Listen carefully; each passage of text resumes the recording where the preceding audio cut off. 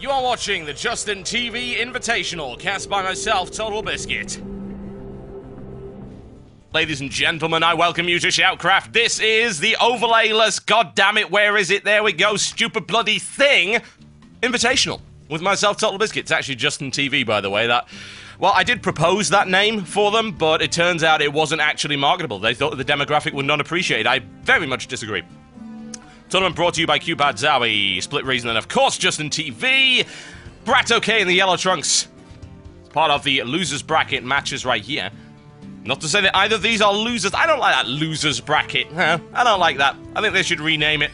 Something more politically correct. It upsets people. You know how you can't have the word fail anymore when it comes to children's tests? It's like, it's moderate success. It's a tier lower than success, isn't it? Something along those lines. Yes, we're going to call it I can't even call it the lower tier, really. These are excellent players one way or the other. Whatever the case, we have this best of 5 matchup. BratOK's in the yellow trunks. He's playing Terran, as always, versus his opponent, Drewbie from Team Root, also playing Terran in the blue trunks. And this is the MLG version of the Shattered Temple, which is pretty much the same as the normal Shattered Temple, only there are just a couple of modifications to prevent crazy exploits and things like that. Shouldn't really be all that important, honestly. It was mostly Blink Stalker that was fixed in this particular version of the map, so I wouldn't worry about it. Whatever the case, BratOK wins the first one after, once again, some fantastic multitasking. Wonderful stuff. Very good indeed. Exceptional. Looking fine. It's what he's good at. I like BratOK's playstyle, I really, really do. He's very much a bait-and-switch kind of guy. He likes to draw his opponent out. He likes to attack on multiple fronts at multiple times, and he micromanages it all pretty much very well. Couple of mistakes from BratOK in the previous game. Nothing that prevented him from going on and demolishing Drewbie, however, with an excellent drop on Drewbie's undefended expansion, and Drewbie perhaps regretting not deploying a planetary fortress at his third base, as opposed to what BratOK did, which was, of course, deploying a planetary fortress, and any attempts at dropping there were soon ended by the gigantic, stonking, huge guns on the top of that wonderful command center. Planetary fortress is quite good out here, as it turns out it is, especially against drop-prone players. BratOK goes immediately for the Tech Lab, which would indicate to me he's going to go straight for that Reaper. He's been known to do that every now and again. This is a good map for it as well. Drewbie with a very rapid factory, extremely quick into that one, and Hellion Harassment, a possibility at this stage of the game. There comes BratOK's Reaper that we expected to see. How much damage is he going to be able to do with that? Well, a fairly significant amount, I would think, considering that Drewbie's gone for that really quick factory. So perhaps there won't be all that much defense on the field versus that. He'll have a couple of Marines, but nothing major, and of course you can outrun the Marines if you need to. Drewbie already rolls out, and that could be a mistake as well. He's actually deploying at an area that he really doesn't want to be in right now if that Reaper's going to be coming in his direction. 3 already on the field.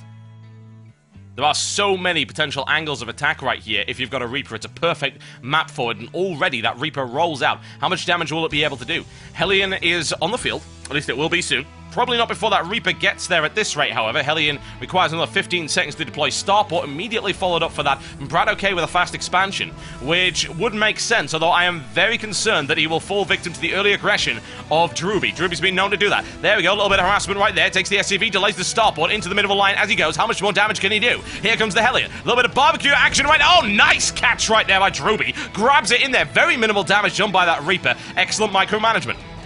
Here comes the bunker, a solid idea considering what's coming his way. Hellions might be on the field. We already have one. A lot of Marines already. Drewbie likes to get very aggressive early on in the game with those Marines, continues to punt them out, and he has a significant advantage in terms of numbers. However, if BratOK is able to get this bunker rolling, he should be okay. The Hellion is already on its way, though. Barbecue time could be happening. He does have enough Marines to repulse it. Wouldn't be so worried about that. Looks for a little bit of harassment. How much damage can he do? Not a huge amount. And there we go. Deployment into the bunker, and nothing coming his way for the time being. Economically, BratOK starting to roll out in fine fashion, as you would expect. There we go, fully operational expansion right here into the orbital command center. Drewbie with a second barracks coming up as well. Factory on the way, reactor on the way. Delicious. What do we see? Is he going to build that to do a swap around for the barracks? We just do not know. Heavy infantry play coming in right here. Not that that's going to do too much against that bunker, however, I'd be concerned. But Drewbie varies it up a little bit, shaking it up. He's already got a Banshee on the way. What's BratOK doing on the other hand? He does have that engineering bay coming in. Whack down those missile turrets. A smart idea, considering what he saw in the base. He saw the Starport coming up. He had to expect that early Banshee play, or indeed any kind of drop play. Nothing wrong with that at all. 3 barracks fully operational. 2 with reactors, 1 with a tech lab. Lots of Marines coming up. He'll be able to easily equalize the numbers that he's got against Drewbie right here. Drewbie not sitting on too many in terms of barracks. He's only just redeployed that barracks right there to grab the reactor and is spreading his forces across a number of different unit types. That might give him an advantage and give him an edge in terms of flexibility, although I'd be very concerned as to what it might do to him in terms of sheer raw firepower. The availability of firepower on BratOK's side is looking very nice indeed. BratOK now eclipsing the number of infantry available on the field for him. There we go, bunker nice and deployed. We've got plenty of units ready to respond to pretty much any attack, except for an attack from the front. He's going to have to respond to that very rapidly. A single Marine in the bunker will not last long against that kind of force, and there you go, there's the rollout for it, and a sacrificial scout going out right there for BratOK. He knows what's on the way. However, he is not aware, folks, of this little thing right here. He certainly is now. Banshee takes a little bit of damage, moves out of the way of the missile to it. He'll be able to take a supply depot, but that really is about it. Looking for a redeployment right here. BratOK is not taking the bait. He's not moving away from that front line. He will sacrifice his supply depot. Doesn't have a problem with that. He's got 2 SCVs building plenty more, so that's not too much damage done for him. And he knows for a fact that if he backs away, then he's vulnerable to an attack from this little force right here. Siege tank all up right here for Drewbie. No siege tank deployment, I think, available as of yet. If we have a look at the economic situation, BratOK is unsurprisingly streaming ahead. We now finally have an expansion coming up, just completed now for Drewbie, and it'll take him a little bit of time to get that fully operational. The question is, can BratOK take advantage of that economic standpoint that he's had for this length of the game? That window will rapidly close as Drewbie starts to redeploy right here. I have to wonder if he'll even go for the planetary fortress. It seems extremely unlikely, admittedly. I would expect him to go straight through. He's not actually building anything out of that right yet, which is a little bit odd. I'm not entirely sure why he's doing that, but hey. Now, that Banshee really hasn't done an awful lot. It has buggered off as far as I am aware. Good deployment of the missile turrets right there by BratOK, so nothing to really worry about.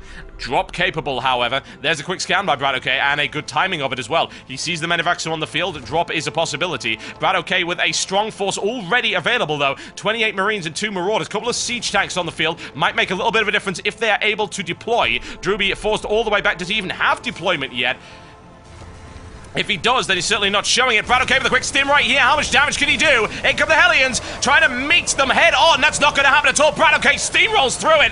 Oh, wow. And a quick grab right there by Drewbie. Almost lost it, however. 1 medevac goes over there as a nice little bit of a fake out. Straight into the line we go. Drewbie, I don't think... No, he does not have deployment. That was a critical error right here. BratOK exploiting that to the fullest. GG, ladies and gentlemen. BratOK with an excellent display of timing.